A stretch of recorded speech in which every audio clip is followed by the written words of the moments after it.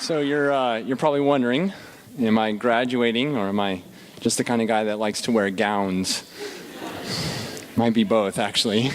Well, actually, today I am graduating from a self-made master's, something I called the Leap Year Project, based on a simple idea that I could be a student again, just by taking a few risks. Now, let me rewind for a second. Education has always been one of those really interesting topics in my family. I grew up in a Middle Eastern family, which meant I had three options: become a doctor, a lawyer, or an engineer. And I thought I was going to become a doctor. And from the time I was 7 years old, my mother called me Dr. Saad. But thanks to some really great mentors and teachers, I decided to become a youth and family counselor. And I loved my job, and I loved those students. But a couple years into that job, I began learning about businesses that were using their products, their services, their profits to do good in the world.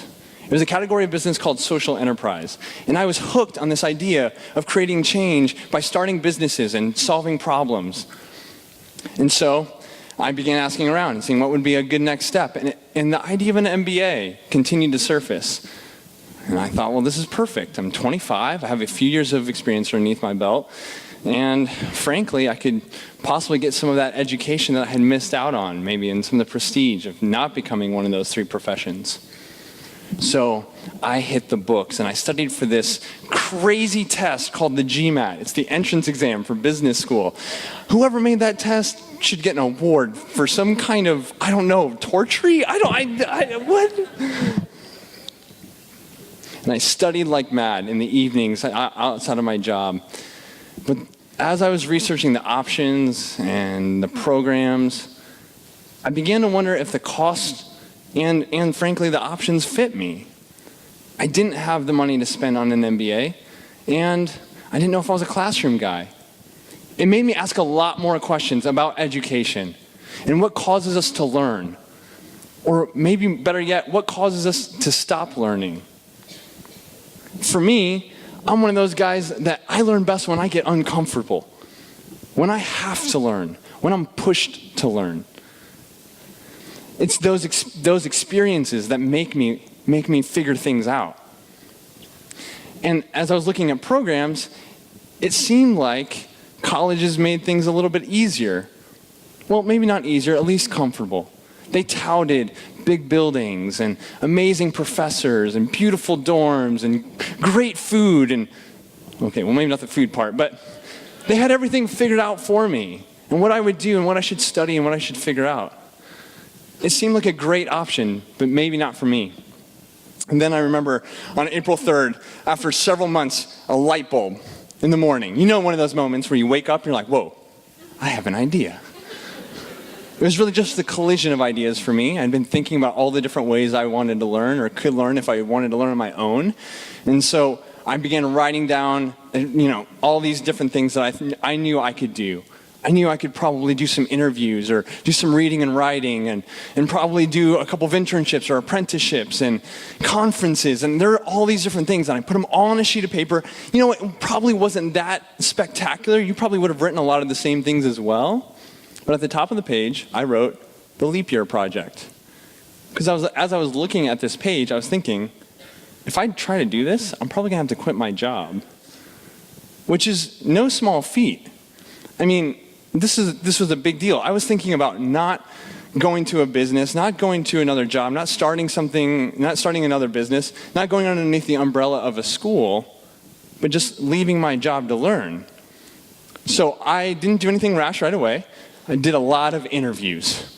I just started talking to people. In fact, that spring and summer of 2011, I talked to nearly 500 people about the idea of a self-made education, just to pick their brains. And almost every single one of them looked at me sideways, like, what?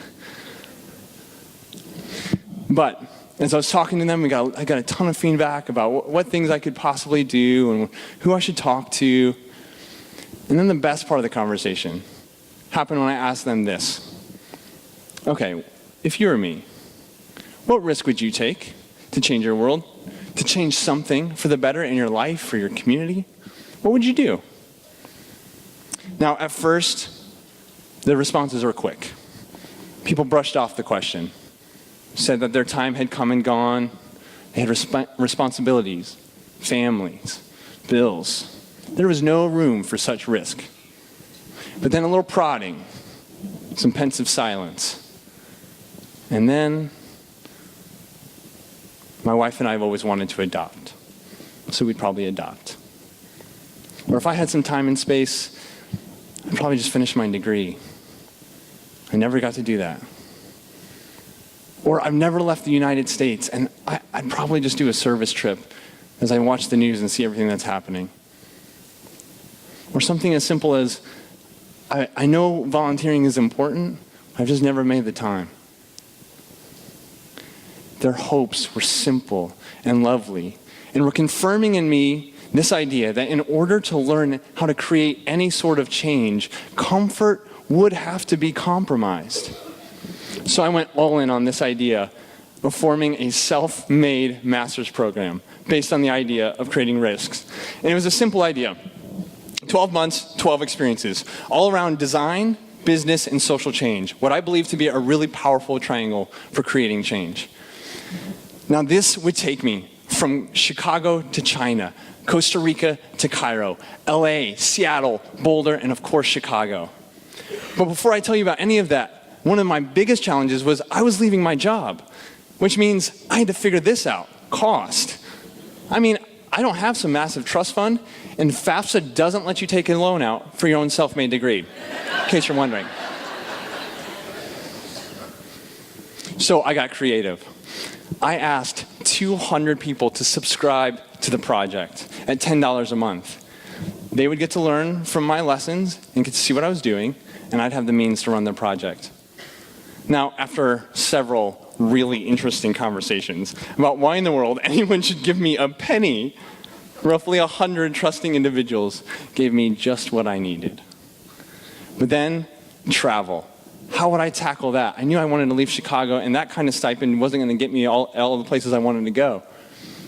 So one of the fathers of one of my students, who works for United, decided to give me all of his buddy passes for the year. I had standby flights, which was made for some interesting days in an airport, but I had wings. Then lodging. That got a little interesting. I started with friends and family whenever I would land somewhere, see if I knew anyone that way. Or if I didn't, I'd go to couchsurfing.com, Craigslist, Airbnb, sometimes just frantically posting on Facebook and Twitter. I stayed in everything from office spaces to vehicles to mansions. I was a vagabond, but it was okay. I was a student. Look, the cost of education has gone to spectacular new heights. And they say it's past the $1 trillion mark, which is more than our nation's credit card debt and auto debt. That's how much our student loan debt is at now. And at the risk of being booed off this stage, I think I've come to learn that learning ought to be costly. Where I think we've gone wrong is that we think it should mainly cost money. But aren't the most valuable things in life, don't they cost more than just money? And if we learn best through experiences, then perhaps money should only be part of the equation, not the focal point. What might be more important, however, is who you learn from and who you learn with. Now, I didn't plan all of the experiences all at once. To be honest, I didn't even know if the idea would work. So like anything that you start from scratch, I went one by one and started simple. That triangle of design, business, and social change, I just started talking to people who might know other people in that arena. And from there, I just set up meetings and phone calls and sent emails and just started asking people to give me a shot to work with them. Now, I had to communicate that this was not going to be an interview. This wasn't going to be a minimal internship. This was me wanting to join them in their trenches. I wanted to help them do something great. And I knew I had a short amount of time, but I was fully committed. And the best question to ask whenever I got into a space was this: how can I help? and there could be nothing beneath me. Sometimes this meant putting together desks or cleaning something. Sometimes it meant answering phones. Sometimes it meant strategizing a new business or working on a digital installation. Anything and everything was an opportunity to learn because of this question. Now this question led me to all kinds of spaces and places. I started off in Dojo with Phil Tadros, a design agency here in Chicago. And it was the most awkward first day I have ever had. I walked in, followed him to his desk, sat next to him, and it was like an awkward first date. I mean, like blind date with someone that doesn't speak the same language as you. It was awful at first. And so the office was under some construction, and I was helping out. And then eventually I learned that Phil had a huge interest in helping cause-based businesses get great design work. And so I helped him think through new ways that they could vet those kind of requests, and then even brainstorm if Dojo could start a foundation that did that on a consistent basis. Now from there, I worked at Threadless, the Chicago company that's focused on community design and apparel. And I got to help with their community partnerships and learn how a business can be involved in a community by supporting festivals and events like this one, and how they could stay small and helpful to a community. And then I even got to sit in an architecture firm with Sam Stubblefield, who pushed me on staff, almost literally, and made me work with him, because I didn't know what I was doing, and made me work with him on different installations, learning about experience design, and how the way a space is laid out, or how a space is laid out can work and feel, and how it can be a part of how you learn and how you act and how a team interacts. In fact, I even got to work on a space on Microsoft's campus, helping recreate a lobby space for their new healthcare facility. What? From there, I was in China, working on helping a new family startup think through how they could best ethically do international manufacturing and trade, and how they could get started and tell their story of doing good and doing business well. The list went on, and you'll just have to grab the book if you really want to know all the experiences. But what you need to know is that the time in those spaces is what taught me. Rubbing shoulders, being in over my head. In every space, I was with people who were smarter than me, more experienced than me, and sometimes it was overwhelming. But I learned to ask good questions, listen well, try things quickly, and doing so taught me. Those offices became my classroom, and the professors were the people in those spaces. Look, that impossible task you're facing, that relationship, that business struggle or challenge, start by being a student. Ask good questions and just listen. I know things can seem daunting at times, but it's all right. Take it step by step. I mean, that's what education is about. Education isn't about education. It's about people, learning what they'll do in this world and who they'll become. That makes you a student. That makes me a student. But there was something still missing. I didn't have a community. I didn't have a class. You know, that idea of like walking through the hallways. I was missing that. And so, from the get-go, I decided that I would carry this question throughout the entire year. What risk would you take to change your world? It was, after all, a leap year, something I didn't know when I called this project the Leap Year Project. Ta-da! The grand reveal. And so I wanted to see how other people would interpret it. The year gave us a window. It gave us a space. And it even gave us an extra day.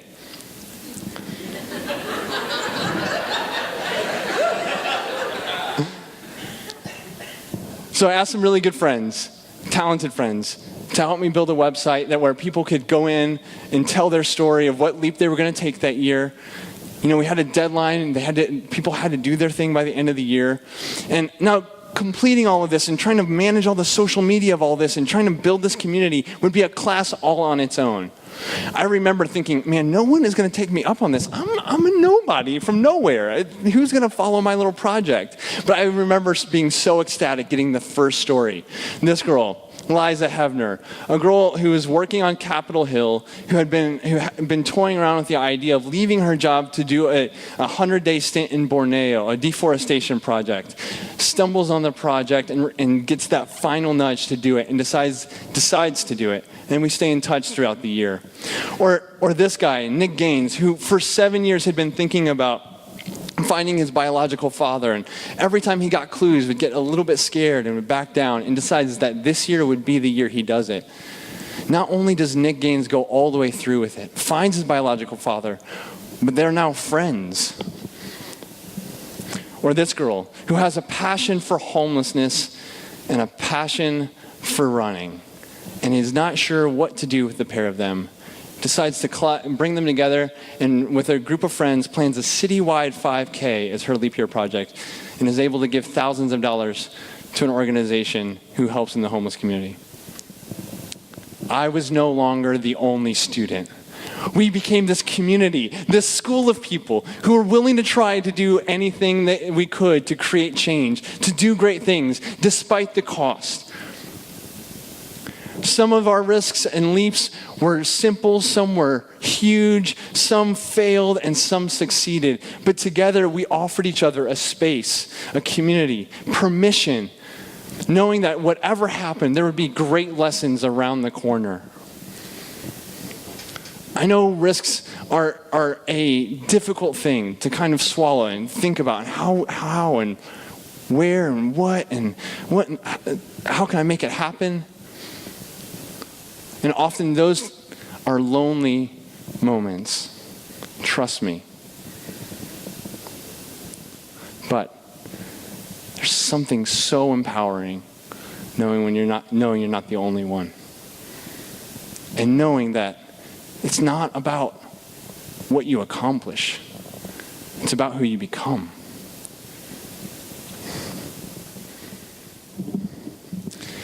Look, this isn't about my graduation. Sorry, Mom. Sorry, Dad. This is about reinstilling imagination into the idea of education.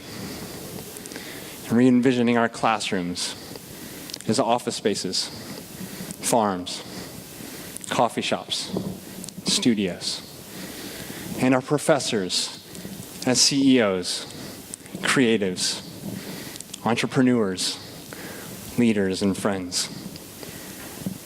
About being students again, simply by seeing big problems and learning how we can navigate through them to great solutions. Now the Leap Year project is over. Leap Year's done. And that book is kind of turning into my dissertation of sorts.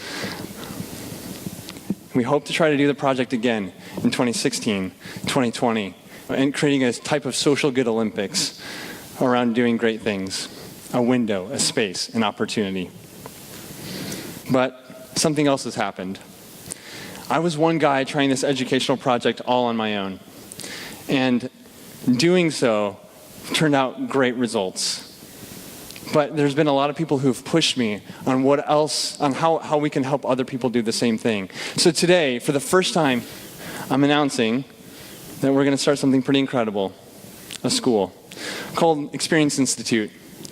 It builds on the idea that we can create a credible, valuable education through experiences, that someone can piece together apprenticeships, conferences, workshops, and volunteer experiences to create an education that will give them the tools they need to transform this world with an inventive spirit. Today, applications open, and we hope to take our founding class, this fall. In the words of Paulo Freire, education is either used to bring about conformity or it becomes the practice of freedom, the means by which men and women discover how to transform their world. Today, we have this opportunity to see the problems around us, and rather than being overwhelmed or frightened, we can become students again. To have high hopes, try great things. And as you do, I would challenge to let those experiences teach you something new. Because the best solutions in our lives, our communities, or our world won't come from a few small steps. They'll come by moving past comfort, a good dose of cost, some hard work, a few good friends, and a few giant leaps. Thank you.